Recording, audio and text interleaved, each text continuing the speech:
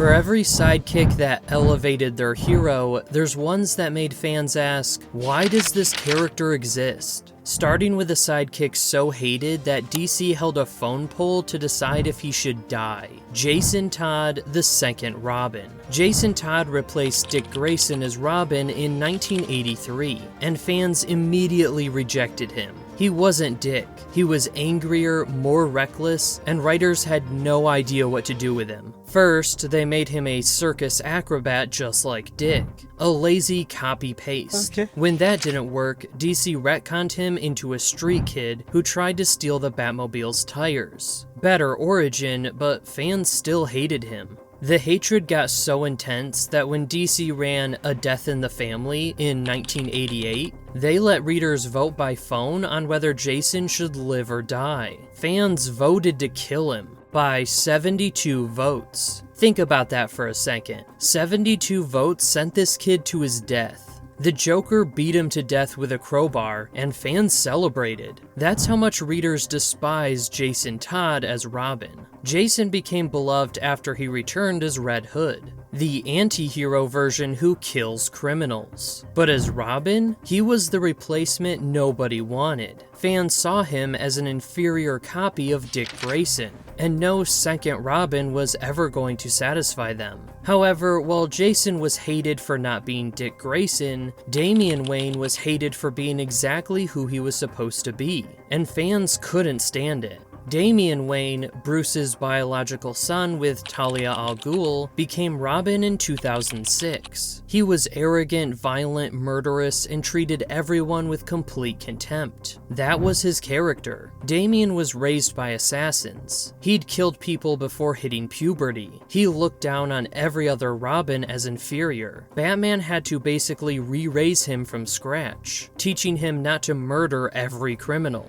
Fans were violently divided. Some appreciated watching a killer learn to be a hero. Others found him insufferable and wanted him gone immediately. When Damian died in 2013, the reaction was mixed. Half the fan base mourned, the other half celebrated. That's how this character was and still is. The debate still rages. Damian has the best character development in the Bat family, versus he's a brat who never earned being Robin. While Jason and Damian divided Batman fans, Roy Harper showed how DC can take a beloved sidekick and systematically destroy him for decades. Roy Harper started as Green Arrow's sidekick Speedy in 1941. Standard kid sidekick doing standard hero things. Then in 1971, DC made him a heroin addict. Snowbirds Don't Fly was supposed to be groundbreaking social commentary. Roy got addicted to heroin. Green Arrow kicked him out, and it was presented as hard-hitting realism.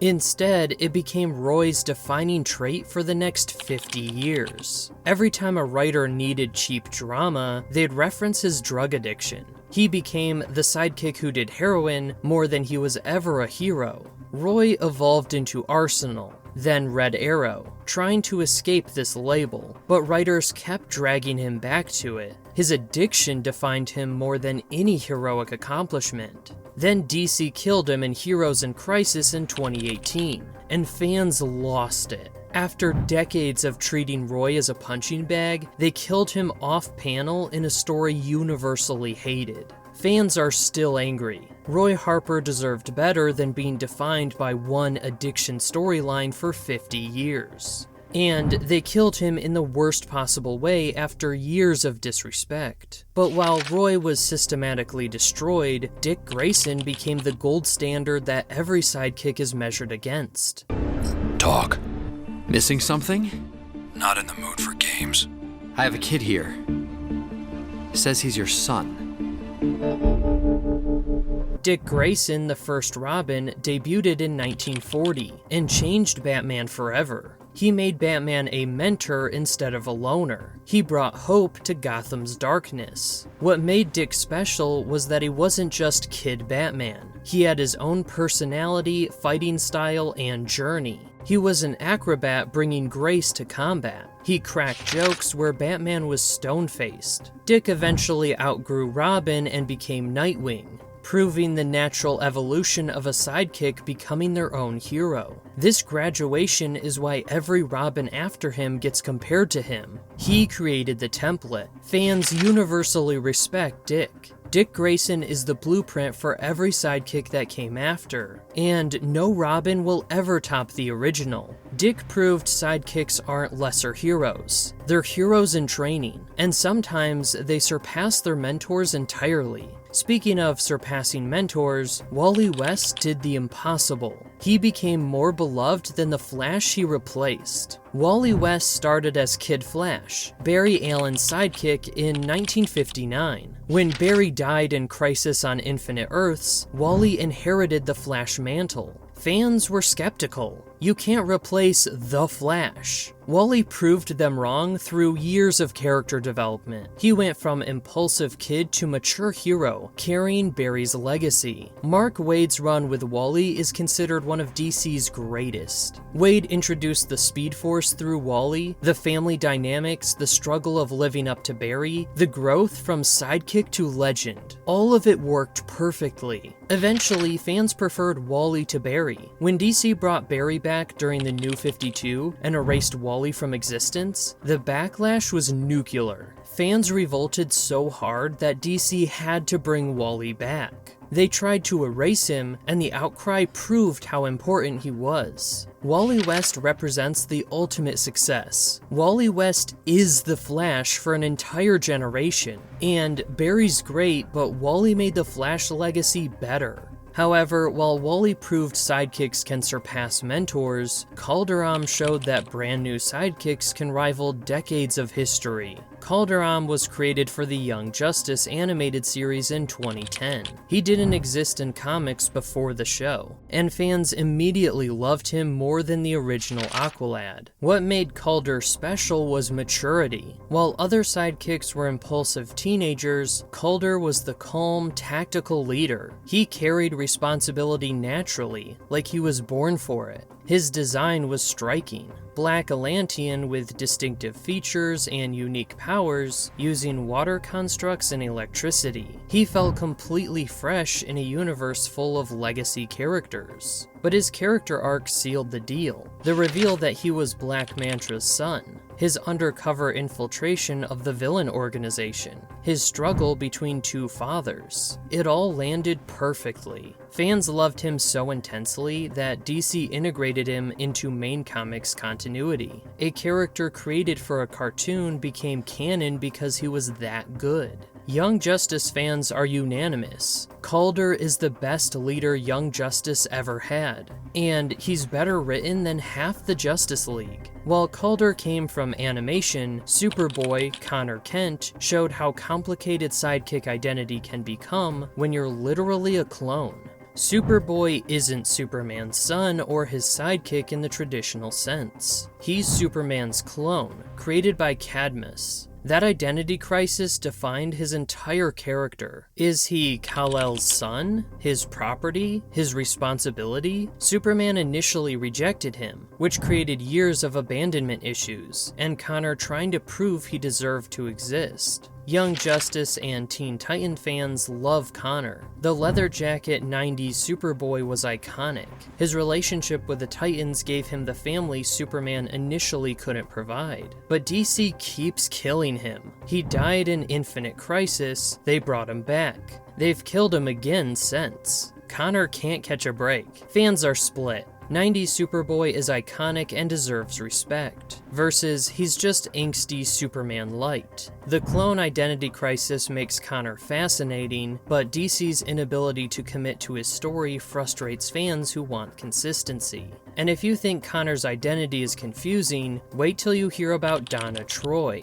Donna Troy is Wonder Girl, or Troya. or Wonder Woman from an alternate timeline, or a magical duplicate, or honestly, nobody knows anymore. Donna Troy has been rebooted and retconned so many times that her origin story is a joke among DC fans. She's had at least 7 different origins across various reboots. She was Wonder Woman's younger sister, then a magical clay duplicate, then saved from a fire by Wonder Woman, then a Titan of myth, then erased, then brought back different. Fans love Donna as a character. She's a core Titan, a strong hero, Wonder Woman's legacy. But DC's constant reboots have made her incomprehensible. The running joke, what's Donna Troy's origin this week? DC doesn't know, and at this point, neither do fans. Donna represents the collateral damage of constant reboots. She's beloved, but editorial chaos has destroyed any coherent identity she might have had.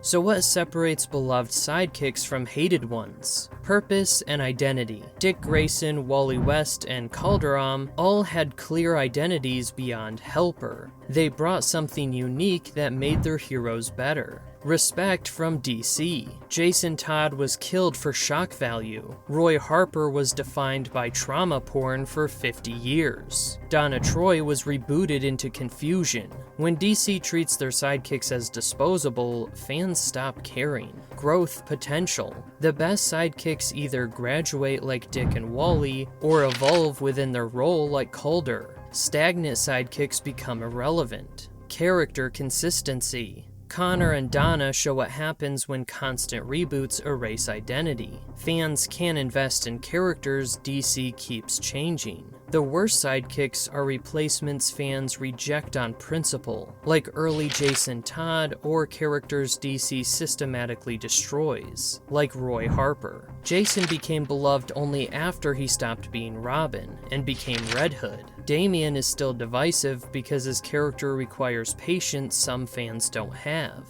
Wally proved sidekicks can surpass their mentors. Calder proved new characters can rival decades of legacy. Dick Grayson proved the concept works when done right. Roy Harper proved DC can take a good character and ruin him through decades of exploitation. Donna Troy proved that reboots without purpose create confusion, not complexity. DC has created some of the most iconic sidekicks in comic history, but they've also shown how quickly fans turn on replacements that don't work, and how devastating it is when companies don't respect their own characters. Which DC sidekick deserves more respect? And which one never should have existed? Let me know in the comments and subscribe, because DC has decades more sidekick drama to unpack. Sidekicks aren't just helpers, they're legacy. They're the future of DC heroes. And when DC gets them right, they become more beloved than the mentors who trained them.